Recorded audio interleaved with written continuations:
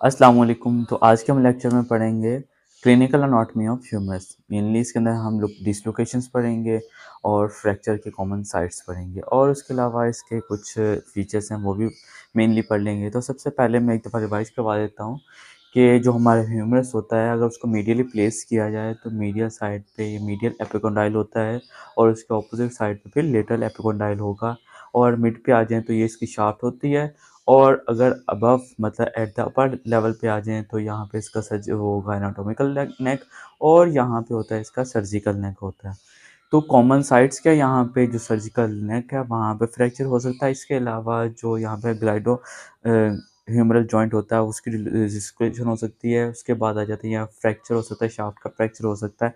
और उसके बाद जो मीडियल एपिकोंडाइल है यहाँ पे नहीं, इनके अबव ऊपर यहाँ पे मीडियल सुपर एपिकोंडाइलर रिज पाई जाती है और यहाँ पे लेटरल एपिकोंडाइलर रिज पाई जाती है। मेनली जो सुपर एपिकोंडाइलर रीजन होता है, रिजेस जहाँ पे होती हैं वहाँ पे फ्रैक्चर हो सकता है।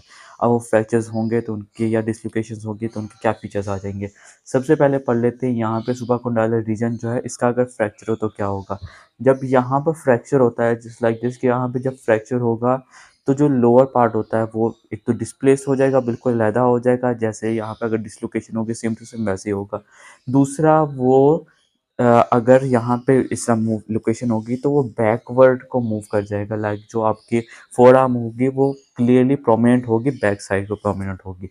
अब इसके फीचर्स पढ़ लेते हैं। एक तो जो सुप्राकोंडाइलर रीजन का फ्रैक्चर है वो यंग एज में होता है, बच्चों के अंदर या यंग एज के अंदर कॉमन होता है।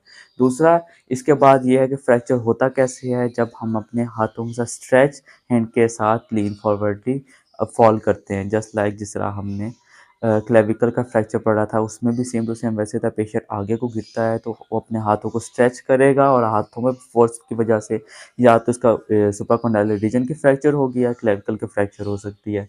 उसके बाद जब ये फ्रैक्चर होता है तो एक तो मैंने बता दिया था बैकवर्ड और एल्बो प्रोमिनेंट होने लग जाएगी। दूसरा क्या फीचर होगा, यहाँ से पास हो रही होती है हमारी मीडियन नर्व पास हो रही होती है। तो सुप्रा एपिकोंडाइलर जो फ्रैक्चर होता है इसके अंदर फ्रैक्चर के अलावा मीडियन नर्व जो होती है वो डैमेज होती है।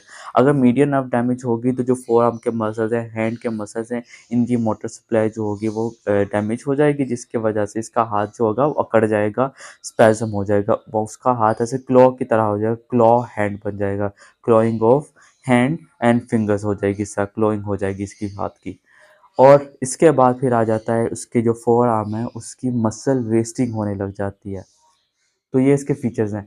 अब इसी को अगर इसी के अंदर मैंने सिर्फ नर्व की डैमेज बताई थी, मीडियन नर्व के साथ अगर यहाँ पे पास होने वाली ब्रेकियल आर्टरी जो है, ब्रेकियल आर्टरी डैमेज हो जाए, ब्रेकियल आर्टरी डैमेज हो तो उसको फिर हम करते हैं वोल्कमैन इस्केमिक कॉन्ट्रैक्चर कहते हैं।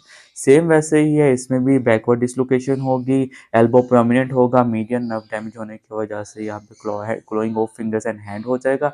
लेकिन यहाँ पे एडिशनली यहाँ पे क्या है, सिर्फ इस्कीमिया हो रहा है मसल्स का, स्पेशली इसके अंदर मसल वेस्टिंग ज़्यादा होगी और इसके अंदर क्या हो रहा है, पेरिफेरल आर्टरी डैमेज हो रही है। देन उसके बाद नेक्स्ट आ जाते हैं यहाँ पे नॉर्मली क्या है, relationship of three bony parts जो हमारे लेटरल मीडियल और उसके बैक साइड पे पोस्टीरियर पे पाए जाने वाला लेक्रेनल फोसा है उसके बारे में बता देता हूँ। अगर तो मेरी जो आर्म है मैं उसको फ्लेक्स करूँ, फ्लेक्स करूँ, ऐसे फ्लेक्स करूँ तो बैक साइड से अगर देखूँ तो यहाँ पे एक ट्रायंगल बनता है जिसमें लोअर साइड पे लेक्रेनल प्रोसेस होता है, लेटरल एंड मीडियल होता है नॉर्मली। ये नॉर्मली जब हम अपनी बाजू को हमने फ्लेक्स करना है तो ये बनना चाहिए। और अगर उसको एक्सटेंड करता मैं स्ट्रेट करूँगा तो ये जो तीनों पॉइंट्स बिल्कुल अलाइंड हो जाएंगे। मीडियल एपिकोंडाइल, लेटरल एपिकोंडाइल और जो लेक्रेनल प्रोसेस है इनको अलाइन होना चाहिए नॉर्मली है। इसके बाद आ जाता है शाफ्ट का अगर फ्रैक्चर हो तो शाफ्ट के फ्रैक्चर में क्या होगा कि शाफ्ट का जब फ्रैक्चर होता है इसमें भी क्लियर कट वैसे तो सेम वही फीचर होगा, एल्बो जो डिसलोकेट हो जाएगी और बैकवर्ड नहीं आएगी, ये क्लियर कट यहाँ से ही फ्रैक्चर जो है ना वो प्रोमिनेंट होगा। लेकिन इसमें फीचर याद रखना है कि यहाँ पर सबसे कम ब्लड सप्लाई होने की वजह से, हमें न्यूट्रिएंट्स और ब्लड सप्लाई कम होने की वजह से ये वाला जो फ्रैक्चर होता है सबसे डिलेड हील होता है। सिर्फ एक पॉइंट याद रखना है। और ये होता कहाँ पर है, अपर वन थर्ड पे, यहाँ पे ऑलमोस्ट होगा क्योंकि लोअर टू थर्ड और अपर वन थर्ड के जो जंक्शन है यहाँ पे फ्रैक्चर होता है, मीन्स के शाफ्ट और सर्जिकल नेक के मिड पॉइंट पे। फिर आ जाता है लास्ट है कि जो ये ह्यूमरस है जिसने ग्लोनॉइड कैविटी के अंदर यहाँ पे जॉइंट बनाना होता है, जो एनाटॉमिकल नेक ने, वहाँ पे डिसलोकेशन हो सकती है। वहाँ पे डिसलोकेशन होगी तो पेशेंट की जो आर्म है वो इन्फीरियरली ड्रॉप कर जाएगा। यहाँ पे ह्यूमरस जो होता है डिसलोकेट कर लेता है, इन्फीरियरली होगा। नॉर्मली ये यहाँ पर प्लेस होता है, लेकिन इसमें क्या होगा कि ये ड्रॉप कर जाएगा। तो ये कुछ क्लिनिकल फीचर्स थे ह्यूमरस के।